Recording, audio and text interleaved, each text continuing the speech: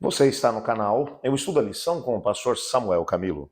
Hoje é segunda-feira, dia 8 de abril de 2024.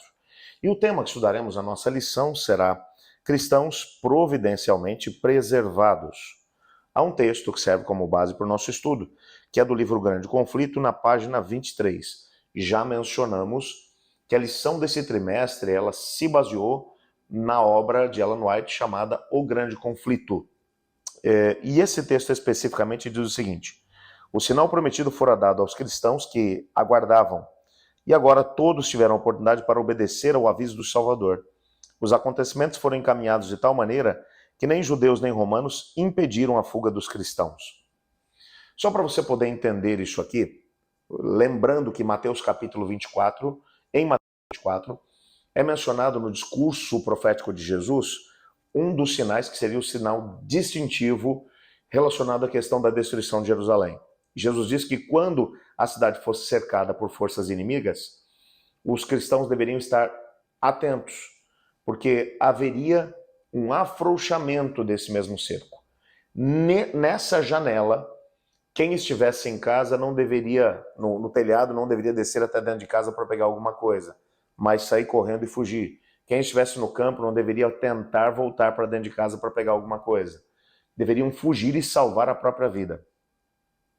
A história nos mostra que a rebelião judaico-romana ela aconteceu principalmente por causa dos altos impostos que eram cobrados pelos romanos e, ao mesmo tempo, pela falta de respeito que os romanos tinham em relação aos povos conquistados, pelo menos ali em relação à Judéia.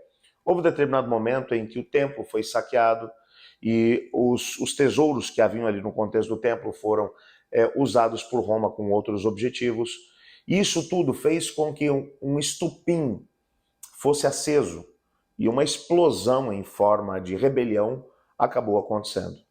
Alguns grupos rebeldes, entre eles o grupo dos Zelotes, que eram compostos por nacionalistas, indivíduos que acreditavam que pelo poder das armas eles iriam libertar a região da Judéia, começou a acontecer por todos os lados.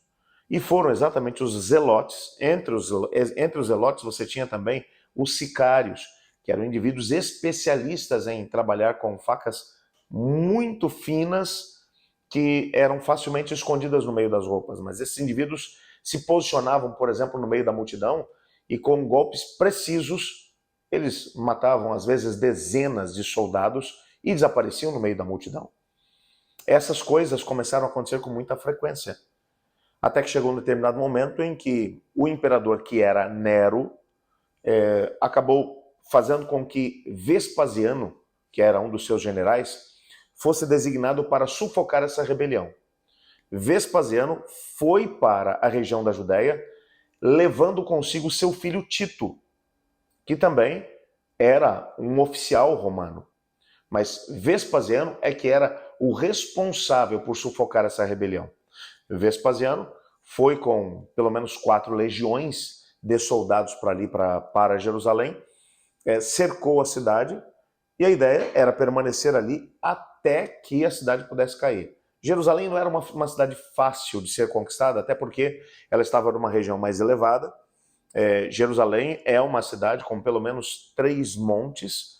Você vai encontrar o Monte Sião, a colina de Ofel, ou o Monte Moriá, onde estava o templo, e ainda havia do lado de fora, já agora, o Monte das Oliveiras. Mas era uma cidade que possuía vales no seu entorno e muralhas muito altas, então era muito fácil de poder defender essa mesma cidade. Nessa perspectiva, os romanos sabiam que não seria fácil conquistar a cidade. Entretanto, enquanto o cerco havia acabado de ser estabelecido, dentro da cidade estavam cristãos, estavam os judeus de todas as seitas judaicas. Os cristãos ficaram atentos. O fato é que pouco tempo depois que o cerco havia sido estabelecido, chegou uma mensagem para Vespasiano. Nero, o imperador, havia cometido suicídio. E agora ele deveria retornar para Roma porque ele seria o próximo na sucessão, ele se tornaria o imperador. Essa foi a razão pela qual o cerco foi levantado. sem qualquer tipo de preparo em relação a isso. Ninguém esperava que isso fosse acontecer. Entretanto, quando os romanos levantaram o cerco e começaram a bater em retirada, os judeus aproveitaram essa situação, os zelotes que estavam dentro da cidade, e atacaram os romanos pela retaguarda. Muitos romanos acabaram sendo assassinados por conta dessa situação. Vespasiano ficou tremendamente irado com essa situação e jurou que iria se vingar da mesma. Mas naquele momento ele não tinha tempo para uma batalha. Ele precisava voltar para Roma. Ele vai voltar para Roma, vai se estabelecer como imperador e agora vai olhar para o filho, que se torna também general, que era Tito, filho, portanto, do imperador Vespasiano, e vai dar uma ordem. Volte lá com 4 legiões, estamos falando aí de algo em torno de 70 mil soldados, cerque a cidade dessa vez, resolva a situação. Você pode imaginar que nesse segundo cerco, os romanos estavam com sangue nos olhos. Eles estavam com muito ódio. Por quê? Porque eles haviam sido atacados da última vez, no último cerco que havia acontecido, de forma completamente desrespeitosa. As leis da guerra não tinham sido levadas em consideração. Eles tinham sido traidores numa situação como essa. Os apanharam em traição. Os romanos estavam muito irados. Talvez essa tenha sido a razão pela qual o segundo ataque foi estabelecido com tanto ódio e tantas pessoas acabaram sendo assassinadas e o templo acabou sendo destruído. Tito não queria que isso acontecesse, mas essa é uma história que a gente vai mencionar mais adiante no decorrer da nossa lição.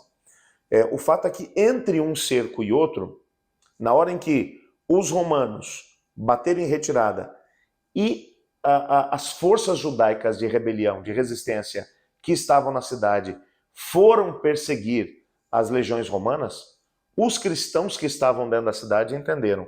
Esse foi o sinal que foi dado por Jesus Cristo.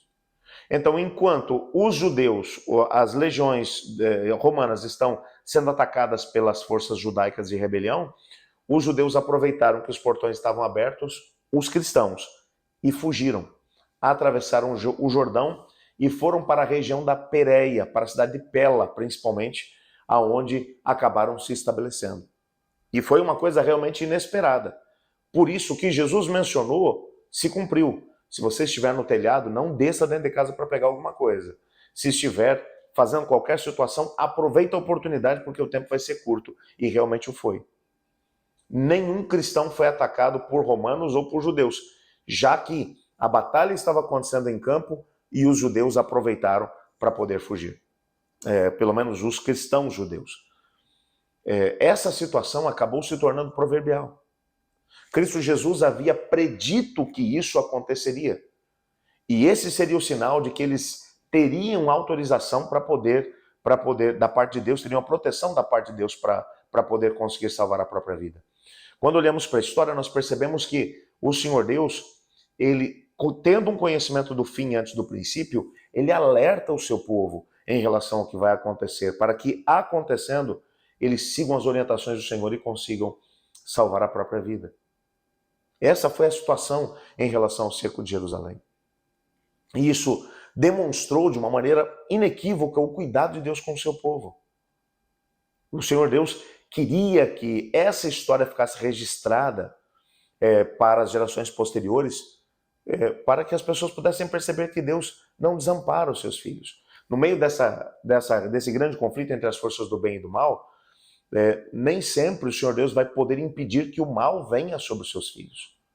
Mas a promessa que ele fez é de que, junto com a aprovação, ele enviaria o poder necessário para que as pessoas pudessem vencer. Isso aconteceu na história dos judeus. E isso também acontece conosco. Ou talvez hoje eu esteja falando para alguém que está enfrentando uma situação difícil, uma situação complicada, tem tido vontade de desistir da sua caminhada. Não desista. Permaneça firme em Deus. No tempo certo, o Senhor Deus vai intervir. E a vitória, com certeza, virá.